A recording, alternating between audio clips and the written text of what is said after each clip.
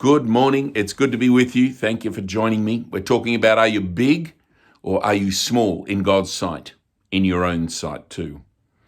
I'm going to refer to Jesus this morning. Now, you will remember, I'm sure, that he said certain things about himself, like, I'm the bread of life. Like, if you've seen me, you've seen God. You've seen the Father. Like, I am the way, the truth, and the life, and nobody comes to God the Father except via me, and a whole bunch of other things.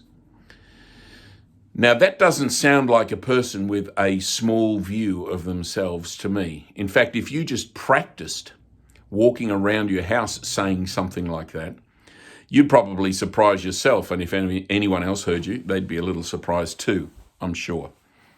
Nevertheless, those are the things he believed about himself and said about himself.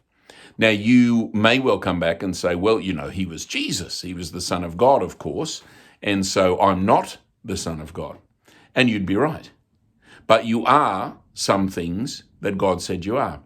See, Jesus only said those things because that's what God said he was, and he accepted them as true for himself.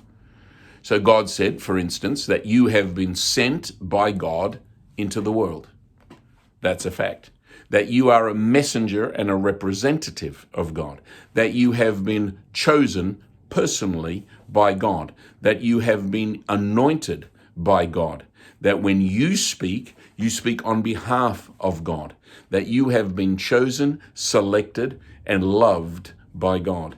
We could go on and on about the things that you are.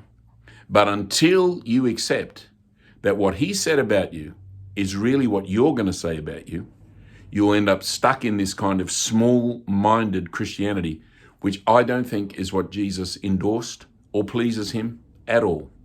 Have a think about that. See you soon.